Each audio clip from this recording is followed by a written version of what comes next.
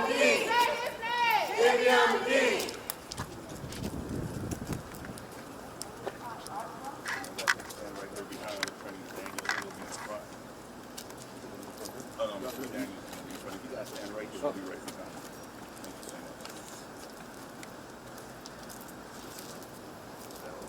Sorry. Good afternoon. Sorry for our charges. I know we planned to be at 12:30, but we're speaking to the investigators here at the Vance County Sheriff Office. Along with myself, Lee Merritt, Jason Keith, we stand here with the Magee family. Javion's father, Corey, his mother, his stepfather, Marcus. Mom, come in. I want you to introduce yourself. I want to. One moment. For purposes of the media, we're going to do something quick. My name is Lee Merritt, Leemerritt. We're going to have Javion's mom and his dad step to the microphone and spell their name for us, and this just step back. Yep. Thank you. Hello, I am Tiara Roberson Gates. My first name is spelled T-I-A-R-A. Last name R-O-B as in boy, E-R. S as in Sam, O-N, Gates, G-A-T-E-S.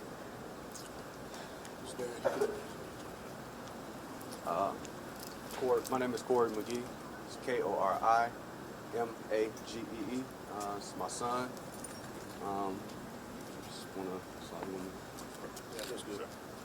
All right. Shortly, you're going to be hearing from both Mr. Daniels and Mr. Keith, who will talk to you about where we are concerning the investigation and what we're considering as far as litigation. The family has just gone through an exhausting process of reviewing all the evidence in Vance County's files, detailing the death of their son. So they're not in a position to answer questions now. So any of those questions are going to be bounced off of us. If you have some questions that you would like to pass through us, that's okay, and we'll see if they're able to answer. We've asked them to limit any statement to how this experience has impacted them, and reserve any legal questions or factual questions for their attorneys, okay? That being said, you'll hear next from... All right. So let me start by saying here, this is an absolute, put my glasses back on. This is an absolute tragedy, no matter how it panned out. You got a 21-year-old, bright, rising star, independent young black man from Chicago, Illinois, who has taken a path to be independent of his parents, to work as an over-the-road trucker, and was doing a phenomenal job. He found himself here in Vance County, and like I said, the facts are still working his way out, but we do know that he was found hanging from a tree. Now, I know there have been some statements from the sheriff concerning what's considered a lynching or a hanging, but I'll show you the pictures that we saw. Very clear that he was hanging. Not in the manner which you may saw in the 60s and the 20s and 30s, but it's nothing to take away from it. We are here for one reason only, and that sign says very clear, get justice for Javion and the Magee family. To ensure that we get transparency in this process, I know the sheriff, they have sent this case over to the State Bureau of Investigation, Attorney General, to do a further investigation in this particular matter. At this time, let me be very clear, the manner and the cause of death of Javion has not been determined at this time. The manner and cause of death has not been determined. So for any suggestion that it's a suicide, anybody stating that it was a suicide would be grossly premature, right, Lee? Grossly premature. Well, we do know we have a young black man hanging from a tree in North Carolina. When I say hanging, not a traditional feet dangling, but nevertheless, a tree, a rope was tied to his neck, around his neck, and tied to a tree. So the next steps here, obviously, continued transparency from the sheriff office. His family came over from Chicago and Texas. You can imagine the phone call they received about the loss of their son, Javion, which was something that no parent should receive. No parent should have to bury their child whatsoever, under any circumstances. But we are here to ensure that the investigation move forward. I don't care if it's in Vance County, Chicago, Illinois, Los Angeles, California, you would not call a family and tell them a suicide and the investigation is not complete. That's invoking Lee and myself, Jason, and other attorneys and civil rights activists to come here to make sure the investigations is carried out properly. Because anybody, it don't matter who you are, if somebody receive a phone call as such troubling as this and say, hey, this is what we believe would happen, come get your loved one, that's a red flag. The parents they didn't have the opportunity to see the body or any pictures to even identify Javion. Today was the first day they saw pictures to identify that it was in fact Javion. So we need to make sure throughout this entire process, wherever the facts result may lead, we need to make sure it's a thorough investigation. One thing we can be very clear, no matter what the findings are or an investigation, nobody can say exactly what happened at that particular time. I wasn't there. The sheriff, or whoever else does the investigation was not there. We don't have a video of that.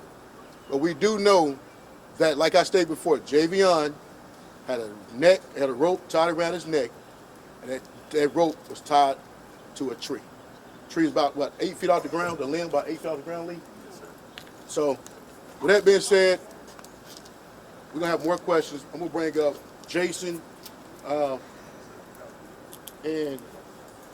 I think, anybody want for the family speak? Okay. All right, we're going to bring up Jason Keith. He's the local council in North Carolina. First of all, look, I would like to say we would like to thank Lee Merritt, Harry Daniels, and this is Andrew Covington with me for coming. You might ask, why are we here? Accountability, transparency. The community needs answers, and we're here to apply pressure. Lee has flown in from Texas. Harry's flown in from Georgia. I'm out of Greensboro. Covington's out of Raleigh. We're here for answers, and we're not leaving till we get them. The family deserves them. And we've seen the videos, we've seen the photographs, and this investigation is not complete. This investigation is too premature for any determination to be made what happened. What we want is we want answers. We want them now. We want them as soon as possible. And we want the system to work, because this family should not be in a position where they get a phone call about this young man coming into this county, working his job, and that he's found hanging from a tree. And the pictures, it's horrible. And this county deserves to explain, to spend the resources to let us know every detail of what happened. And that's what we're here for. And so I think Harry was right, I think Lee was right, I think Covington, everybody, we're here to apply pressure, and that's what we're going to do. And we're going to stay as long as it takes. And we're going to talk to who we need to talk to, and we're going to make as much noise as we need to get answers, to get the truth, and to make sure there's justice for Javion. Right. Sir.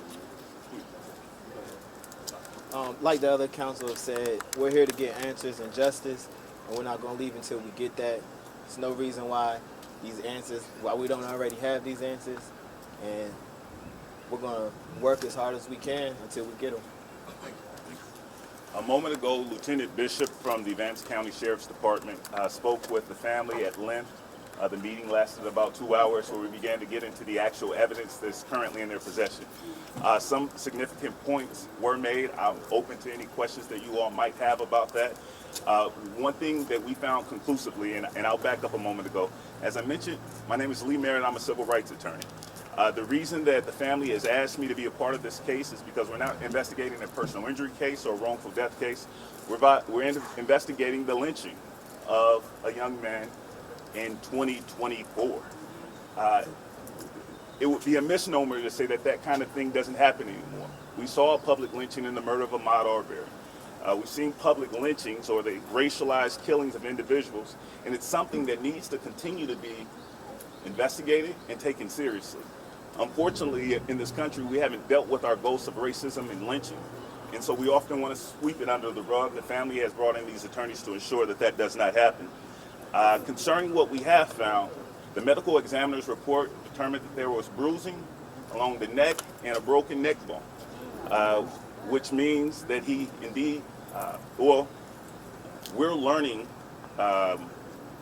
we're working on gathering additional evidence to see what that actually means. I'll stop there and open it up to myself or the attorneys or any of the members of the family for questions.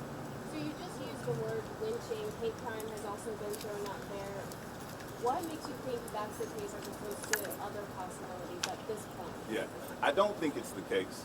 To answer your question, I don't know that lynching or a hate crime is in fact the case.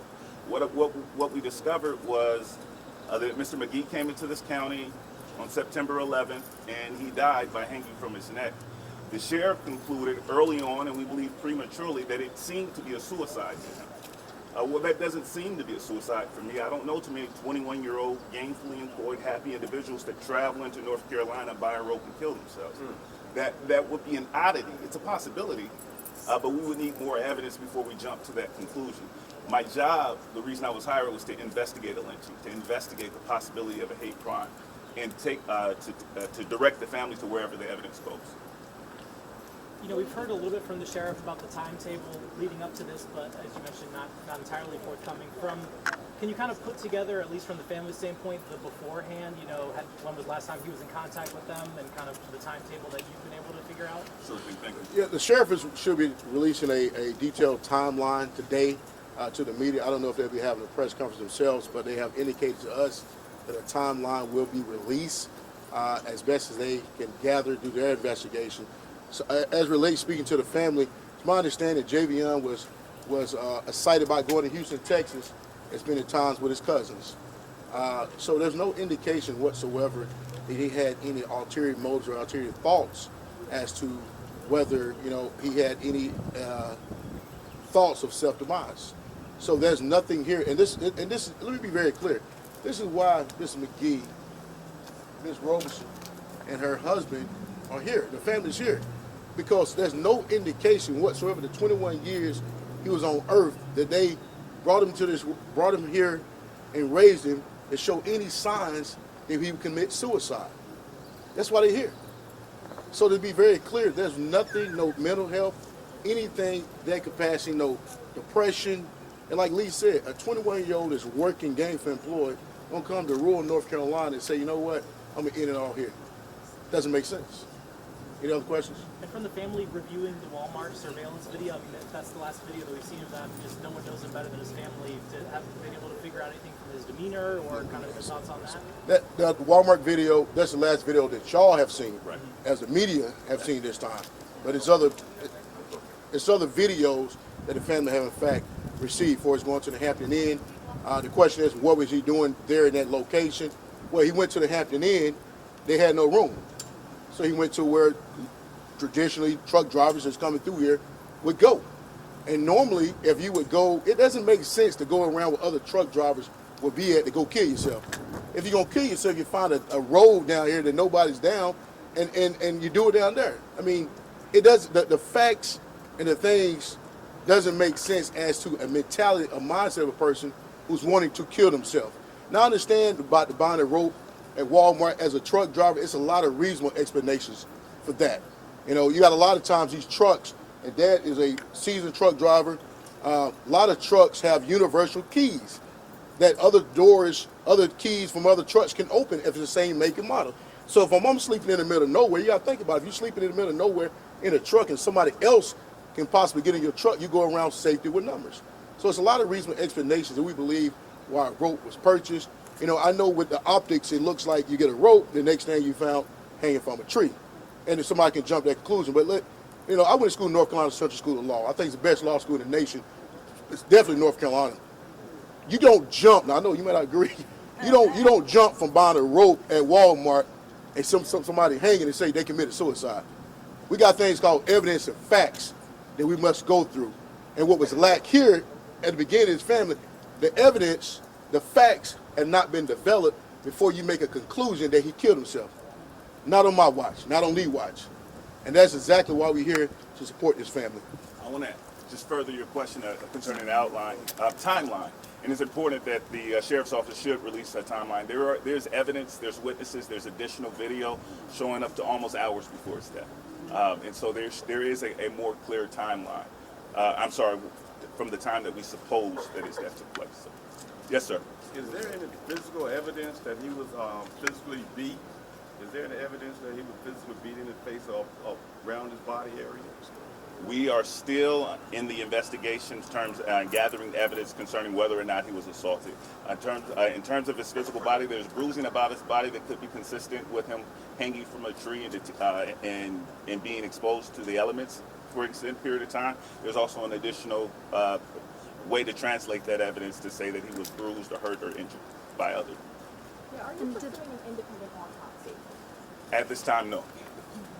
Depending on what's found in this investigation, are you guys planning on filing some kind of potential complaint or anything of that nature moving forward? Yes, ma'am. Depending on the outcome of the investigation, we are speaking with the family and considering additional legal action. Question. Based on what the sheriff is saying, is he able to say more to the public, or he's pretty much limited what he can say to the public? Well, I don't say necessarily think he's limited what he can say to the public. You got to be mindful that it is an ongoing investigation. You don't want certain things that put out there to disturb that investigation. So those are things that understand as law enforcement that you don't want to put certain things out just in case you have a lead for a possible suspect. So we definitely appreciate and understand that that aspect. But this is something that also that we have to take into consideration.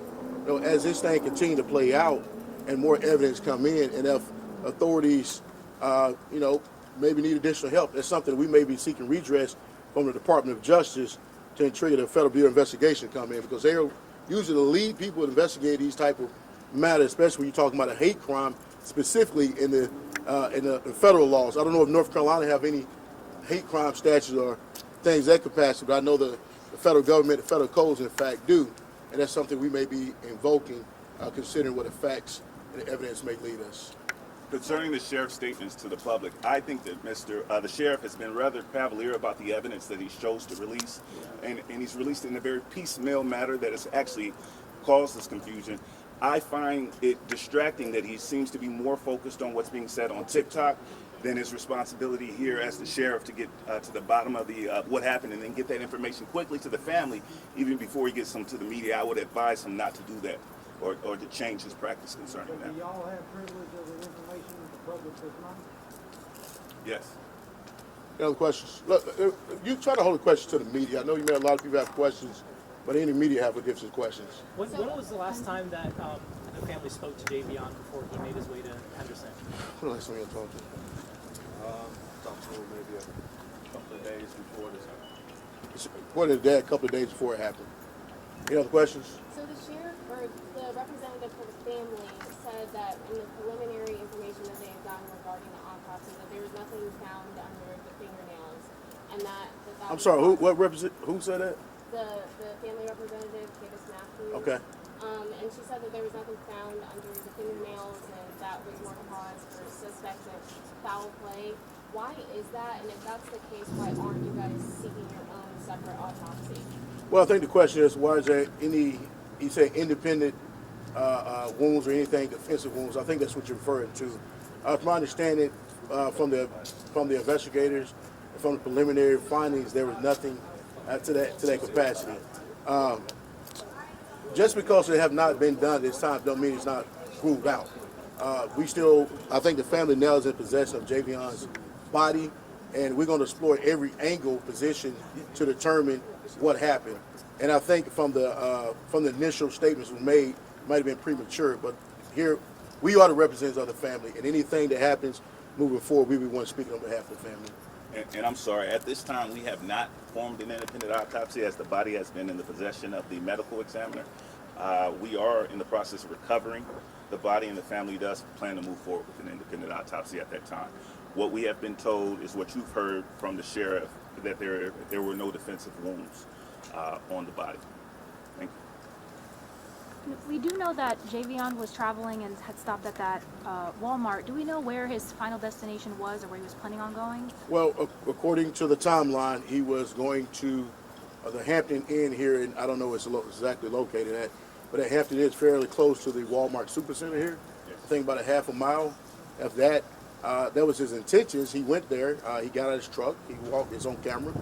He walked in with his bag, his belongings, and he had a brief conversation with the clerk.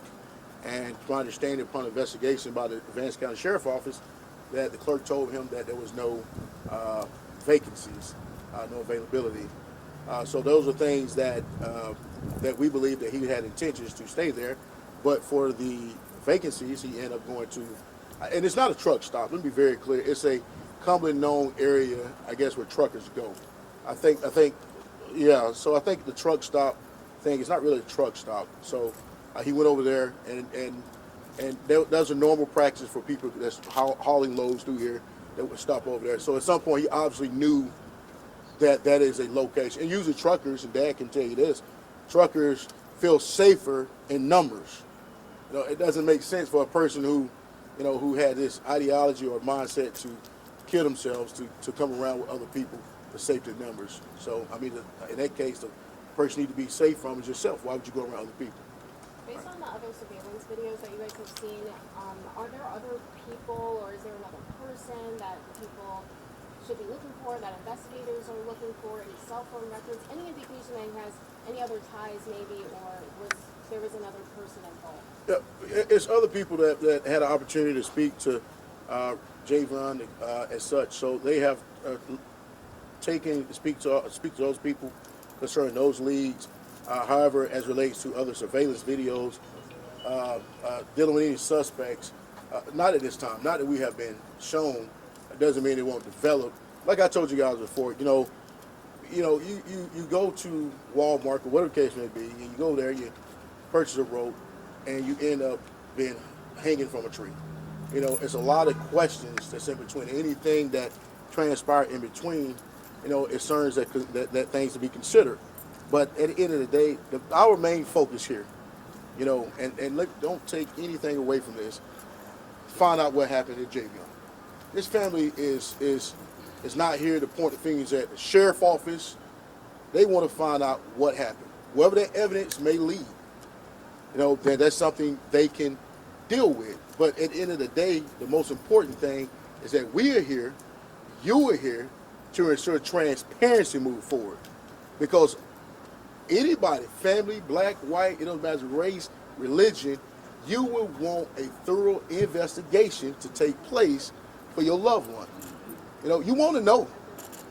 You want to know what happened, because that's a sign. That's a start of healing. You know, you have missing persons. You know, people never found for years. Family can't truly heal until they find out. I don't care what it is. So we need to know this family is here, poised, standing here. They have brought us on, and like I said, we're not here to throw darts at anybody, but we are going to throw darts for a lack of transparency and a quick statement to say this is suicide. Do we know what his had this not happened, what the rest of his route was supposed to look like after he was done in Henderson, or when he was supposed to get back to Chicago, if all had gone normal? We don't necessarily have that information. I know he dropped a load here at the Walmart distribution center. Like I told you before, he was anticipating to come to Texas to spend time with his cousins. So for a further route, we don't know particularly. That's something that we'll learn moving forward. At the time, his trailer wasn't, his tractor did not have a trailer, correct? So there was no trailer on the tractor. So whatever load, it was already dropped. So we don't know the exact next route. So any other questions? Do we know if there were any other truckers parked in that area that night? Or Yes. he was by himself? Yes, I believe there's other truckers parked in that area. From my understanding, my understanding, other truckers. Any idea how many? Not at this time. 6 or dozen? We don't know. We don't know. All right, one more question. Would the family like to just share about him as a person in general? I mean, obviously, you know, everybody's really invested in his story. I think normally, but at this time, I think it's family, considering what they just heard from the law enforcement. And I think that given time later on, they would be able to speak out personally themselves about Javion. But just know this is an ongoing investigation. No manner of cause of death. We seeking transparency and truth. So with that being said, Lee. Just one more. And the family did want to make one statement before they took off. So each member of the family is going to step here. They're going to make a brief statement. They're not going to take any questions. Thank you. All together. I just ask that you guys keep us in prayer.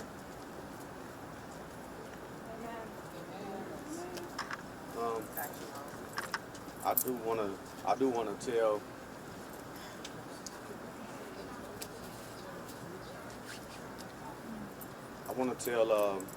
I want to thank you guys for your support. Everybody, the world, whoever's seeing, I appreciate, everybody just swiftly supported, and that helped us, to keep us up in our spirits. Nobody out here wanted to hear this kind of news. Nobody, white, black, any nationality wanted to hear this kind of news in 2024. Figured we was done with this. We're not, like you said, we're not pointing any fingers because it's still under investigation. But I do want to let you know what kind of person Javion was. He was very competitive, and when he started driving trucks, I didn't force him to drive trucks. He came to me. He saw my struggle with the trucking industry and having a company, and how now everything is pretty much down, and he saw me go up and he saw me come down. And then I guess he took it upon himself to step up, because I said, we as black people, we don't have nobody we can put other people on to businesses. Like most companies, these big companies, it's generations that form these companies, but they start as one, or maybe two people, and they grow.